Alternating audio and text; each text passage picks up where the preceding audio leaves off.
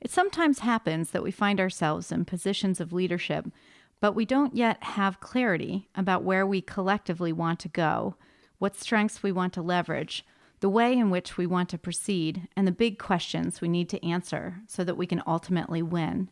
Today on The Behaviorist, we're exploring how to lead with strategy.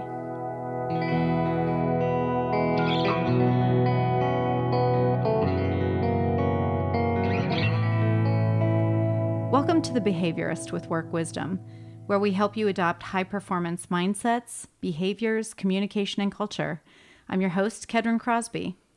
It's our intention for the Behaviorist podcast to share accessible, concrete practices that you can weave into your whole life to begin a shift toward joy and meaningful achievement. We're grateful to have Stacy Reidenbaugh, President and CEO of 10,000 Friends of Pennsylvania, and John Walker from the Work Wisdom team joining us. Hi. Hi. Hi. Glad to be here. Yeah, thank you so much.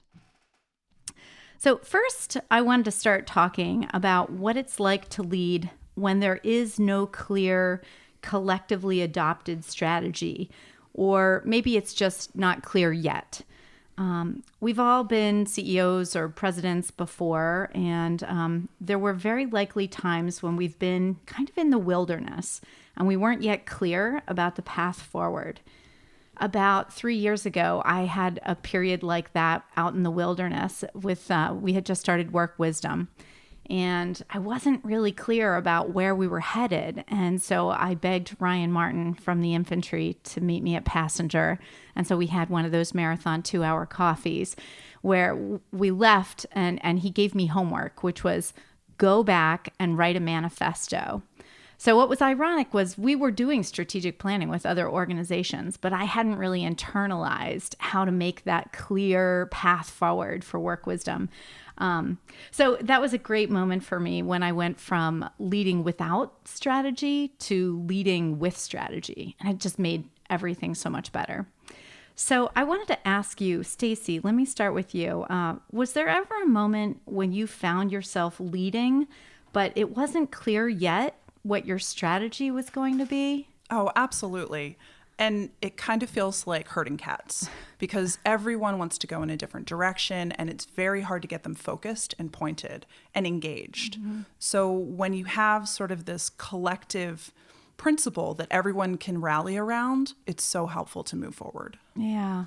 John, did you ever have an experience like that where it wasn't revealed yet, maybe, or it was a little murky? You were maybe in the murky middle? For sure. Well, I'm on a board, Lancaster Osteopathic Health Foundation. And a year and a half ago, I was elected to be the board chair. And so I was inheriting a strategy that had been created several years before, 2 years before to be precise. And the organization had a pretty clear vision, but it had a strategic plan that was aging, let us say. Mm-hmm. And we also had quite a bit of turnover, as we always do. We turn over about a third of the board every year. So a lot of the board members didn't really own this strategy, and neither did I. The challenge there was, as Stacy just said, there wasn't a lot of alignment. There wasn't a lot of sort of teamwork toward common goals, in spite of the fact that we had a few written down, but we didn't really own them together. So I'm looking back on those periods, those murky middles that we've all had, and thinking about what's the cost of that time when we're leading without strategy? What is some of the cost of that? Do you have ideas about that? Well, one of the things that I value so much about strategy is that it sort of has that first mover advantage. When you're working on strategy, you're making determinations about what you should be doing and what you should not be doing. And one of the things that I see in organizations that don't have a clear strategy or haven't done the work of sort of creating alignment around a strategic plan is they may be putting a lot of energy into things that maybe they shouldn't be doing in the first place. Mm-hmm. And I think that's a cost. Yeah, just that inefficiency. Yeah, wasted effort. Yeah.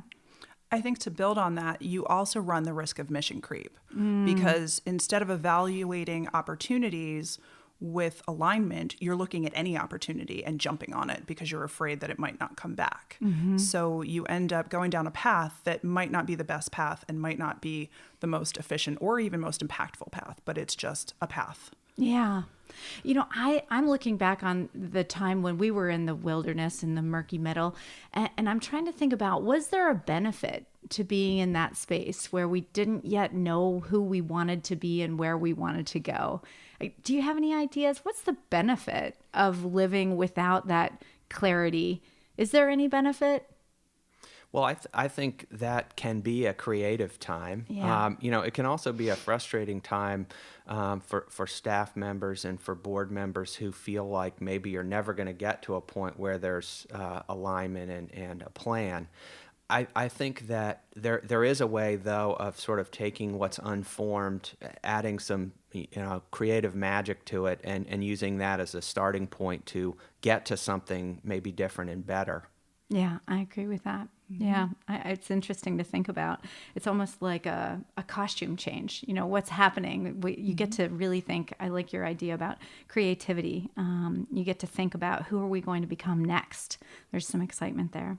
So I had the pleasure of working with both of you on strategy. John, when he was at LOHF as board president, and Stacy, you as CEO at the 10,000 Friends. So in both of those cases, we gathered up all of the board and all of the staff and took them through the entire process together. So what would you say is the value of harnessing all of that collective wisdom and all of those perspectives based on your experiences? Stacy, can I start with you? So I sort of live on the foundational principle that we're better together, and that the more perspectives and the breadth and depth of those perspectives that you can bring together in a room are going to lead to better ideas and better discussions and will collectively take you down the path. The other really important part of this, not only from bringing in a wide perspective and seeing opportunities through other people's eyes, but creating that space for those ideas to be generated, is if you're all on the same page, you can get more momentum because you're starting from a point of agreement rather than trying to start from a point of persuasion and dragging or pulling everyone with you. Everybody is moving forward together. Yeah, that is so important. John, do you have any perspective on this one? I completely agree with that. And I'd add to that even if at the end of that process you end up with something that might be a little bit different than maybe where you thought you were going to go because of diversity of opinions, the real advantage is that once you have the plan and you begin putting the plan in place, you have buy-in. You have a group of people who developed it together, who own it, who had a say, and that gives you the opportunity to create momentum, as Stacy said.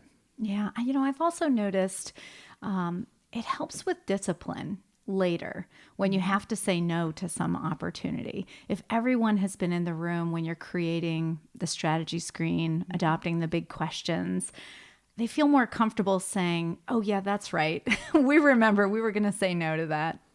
For sure. Absolutely. Yeah. I mean, one of the things, Kedron, I'll be honest, one of the reasons we chose Work Wisdom when we were looking at firms to do strategic planning is we wanted the strategic planning process itself to be a valuable period of time. So we didn't want it to be a chore, that ended up with a long list of to-dos. We wanted the process itself to be one that brought us together, that it was a creative process, that it impacted our culture and not just sort of the list of initiatives that we were going to end up with. And it absolutely was that. So the process itself was valuable to us, not just the end product. Yeah, I agree with that. And I think the more we can build cohesion, I've seen it with your board and staff too, the better the outcome will be, the more momentum. Absolutely. And you bring engagement.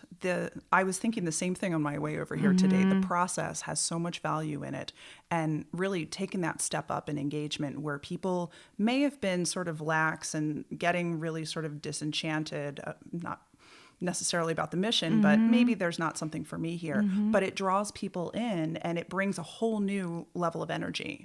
So there's a lot of value in the process, John. Yeah.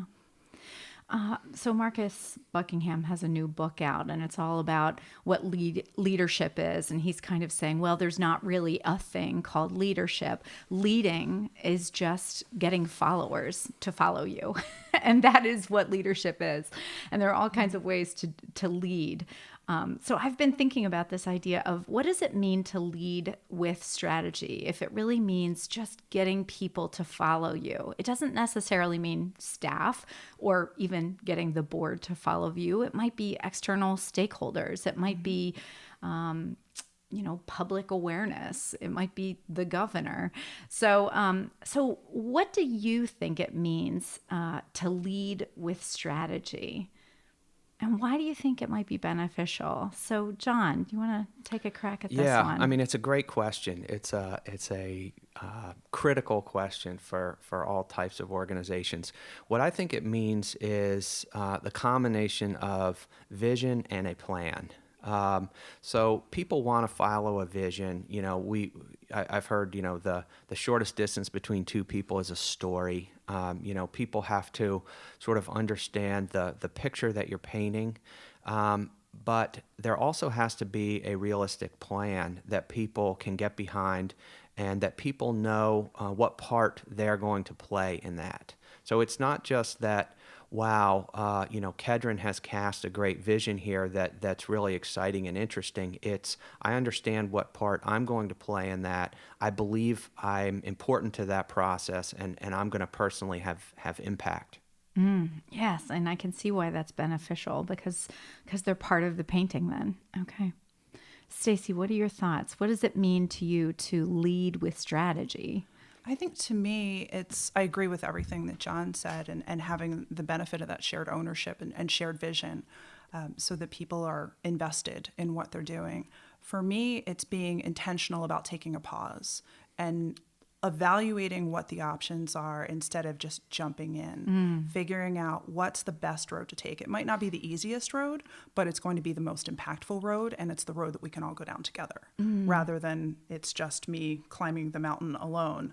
I think there's a lot of importance about what you can bring the group along with rather than just trying to do something perhaps on your own. Yeah, I think back to Ryan Martin telling me to go home and write my manifesto, or actually we did it as a group. But I think that one of the most beneficial aspects for me of leading with strategy is deeply understanding what our values and differentiators are, and then casting that picture, telling that story, and helping everyone understand how their behavior lines up with that strategy.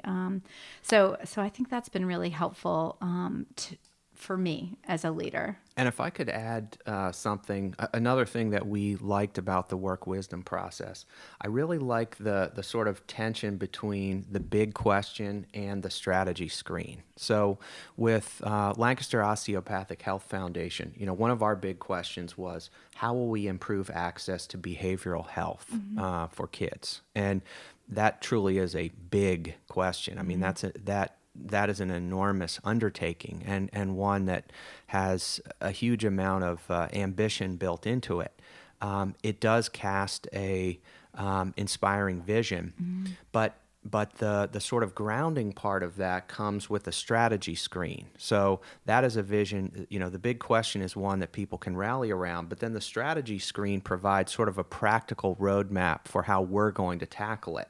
So our strategy screen included, will this fill a gap in existing services? So not only are we going to sort of tackle this big vision, but we're really only going to tackle parts of it where there's a gap. Is it viable based on staff capacity? Can we have an impact based on our resources? So again, this kind of tension between this inspiring vision and a practical plan. So, based on your own experience, what are the most critically important elements to getting followers to understand and engage in where you want to lead? So, of the elements, of the various elements, which ones do you think most help get others to follow? I think the values and the differentiators in our case were so critically important. When we worked with Work Wisdom on our strategy session, our first intention was that we were going to do one half-day session, and our board was so engaged and so excited and so hungry for more that they demanded on the spot that we schedule another session so that we could go through the differentiators. And I think we really, that point of understanding what is unique about our organization, but also understanding our identity and where we are today so that we can develop a path for where we want to be and how we want to get there. So the differentiators, the identity piece, but again, also the process of getting there. John, what's your experience? I would just add to that participation, making this a process that the whole board, and in our case, the staff as well, could participate in, so that at the end of it, there was a feeling of ownership. It became our plan. You know, I'm working with a graduate school right now, and just this past week, they identified their organizational identity using archetypes, and they identified themselves as the mentor muse.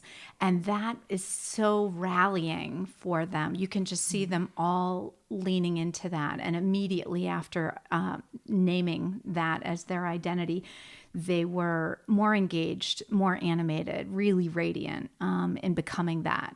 So I think that for some organizations, that archetype can be the piece that's most the jet fuel for them.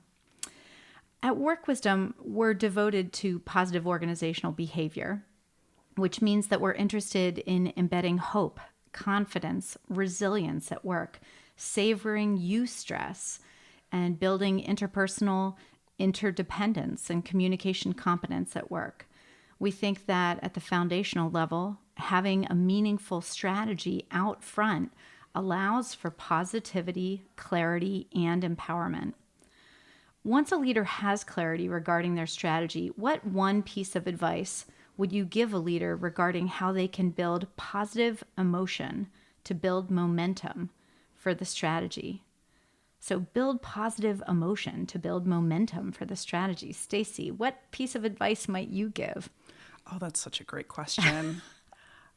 I would say the one piece of advice that I would give is to find that element that was the biggest rallying point for your board and bring that back in varying ways. So obviously you're not going to keep doing the same thing over and over again, but dig deeper and find ways that you can explore every nuance of that and how you can apply your strategy more effectively using that. Yeah, I heard someone say recently, notice where the energy is and go to that place where the energy is. So is that really what you're getting at? Absolutely. Yeah. Okay.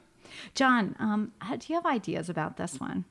Well, let me take a slightly different take on your question, Okay. because we did have a lot of positive emotion about our plan when we were done, for sure, and we were all really excited, particularly about our big questions. You know, we felt like they were really great articulations of what we were trying to do and what we aspired to. And in fact, we were so excited about them, we reorganized our committee structure around those big questions.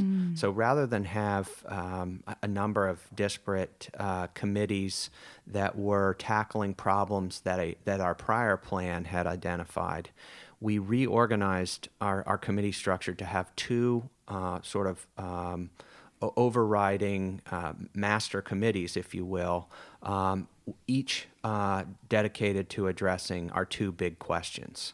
And that really kind of institutionalized the plan, because now we have leaders of those committees who are charged with addressing them, every week and every month. We have staff and committee members kind of lining up underneath to do the work that's described in those big questions.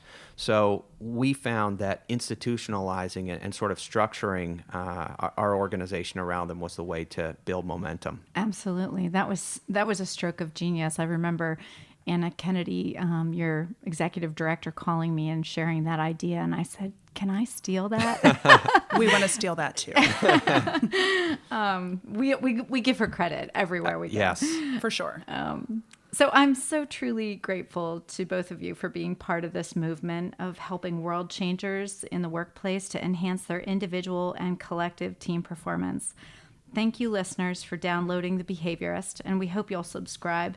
Stream our next episode where we explore the Enneagram at work to grow in self-awareness and high performance as individuals, leaders, and teams. Please reach out to us through our website, workwisdomllc.com, where you can enjoy Work Wisdom Press and productions, ask questions, and suggest topics you'd like us to explore for future episodes. As is our custom, we'll leave you with 1 Minute Wisdom by Anthony DeMello. A group of political activists were attempting to show the master how their ideology would change the world. The master listened carefully. The following day he said, "An ideology is as good or as bad as the people who make use of it. If 1 million wolves were to organize for justice, would they cease to be 1 million wolves?"